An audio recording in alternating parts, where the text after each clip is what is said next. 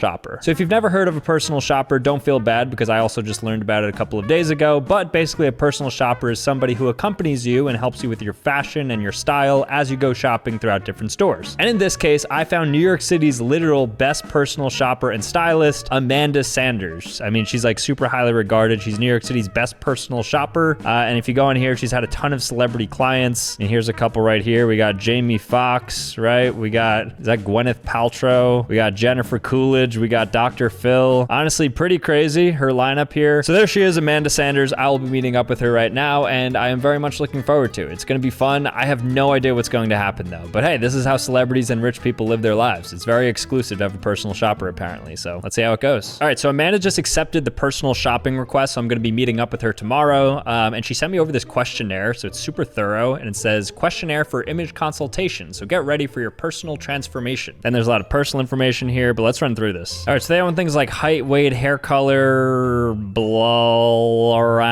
eye color, brown. Why do I not know? Skin tone, white, ethnicity, white. Do you wear glasses or contacts? No. How'd you hear about me? Internet. What has been your yearly budget? Honestly, probably less than 5,000. Maybe 5 to 10,000 if I got like a nice jacket one year that was like 400 bucks. Maybe like in total it could be around there. I'd say less than 5 G's though. Please describe your haircut. I would say my hair is a strong point for me. Perfect. Have you ever had or are you considering cosmetic procedures? Maybe. Provide more details. Height, lengthening, certain. No, I'm just kidding. Let's go with no. What would you like to accomplish most in our first session together? Let's say a download on my style. All right, so that's it. So I'm gonna submit this to Amanda tomorrow. I'm excited to see how it goes. I wanna see how celebrities get their style. Because you always look at a celebrity on a red carpet, you're like, wow, they look good. How do they look so good in these interviews? Who's styling them? Well, now we know. And I'm about to get styled tomorrow. We'll see what I end up looking like. Hey, how are you, Amanda? Nice to meet you, Sam. Hi. Michael. All right, so this is Amanda. She's gonna be my personal stylist for the next few hours. So Amanda, as my personal stylist and shopper for the day, rented out an entire portion of Rothman's, which is like a really nice store for men's. And as you can see, there's a lot of really cool clothes here at Rothman's, but we were heading in the back because it was gonna be effectively a try-on haul. Now, since Amanda was my personal stylist and shopper for the day, I think it only made sense to ask her to rate my outfit. And this is what she said. So I wear this every single day. So what would you like rate my outfit piece by piece? And you could be brutally honest. I will be. The t-shirt's okay. You're in great shape, so it hits right on the arm. It could be a little trimmer because you work out a lot. So show more? Yeah. So I actually don't think the pants fit poorly. I think it's a good fit. They're a little long. Little long? They're tucking into your shoe. Okay. And I would never wear white sneakers. Really? Dark pants. Wow, that's a surprise. I usually think in my head that this looks good because of the contrast. Okay, you would look taller and thinner, and this is just my rule, when the shoe matches the pant.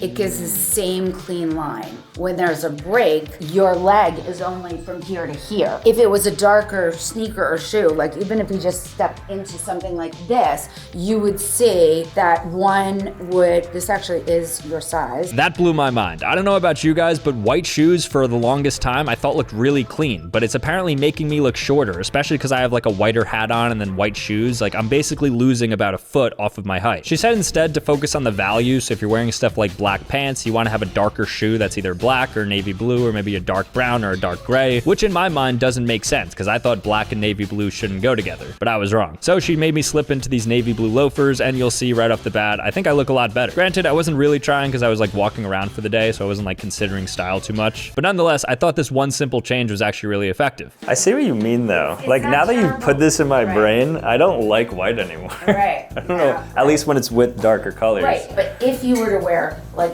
all white or values of lighter colors, like a beige or like exactly. Does white and khaki go? Can that work? Yes. Okay. Yes. Another interesting thing is that Amanda called out that all of my sizes were wrong. So she says most guys, in fact, are wearing the wrong size. So we're probably wearing something that's either too big or too small. And I think we overestimated things like shoe size, jacket size, t-shirt size. So if you're somebody who thinks you're a large, you're realistically probably a medium. You're just not finding the right fitting shirt. And I think all of this made a difference. I mean, look at the before and then look at the after. I think I look a lot better in the after. There's still a lot of questions to ask her, of course. And so I wanted to use the time to ask her about a lot of fashion faux pas. And would you say like you get treated differently from everybody by dressing nicer? If I went in, say, to a better store in sneakers and sweatpants, I would not be treated the same way if I walked in, dressed like this. I would probably judge somebody too if they came dressing like this versus now when I see white shoes, we were just joking about it. Like, we're gonna be like, oh, these people don't know how to dress. Like, they think they're doing something they're not. Now, Amanda was really knowledgeable about all things fashion. She told me things that blew every preconceived notion I had about style. So what's like an accessory that you feel like can be used more in outfits that is kind of like underrated perhaps, and it can really help to like bolster and clean up a fit? A pocket square. Pocket square? I started a ready-to-wear pocket square. Oh, you have pocket squares? I have pocket squares. All right, so let me see this pocket square now. This is traditional pocket square. Most men will futz with this. They'll be like, oh, it doesn't look right. And they'll just constantly be playing with it. So when I was doing this for the purpose of continuity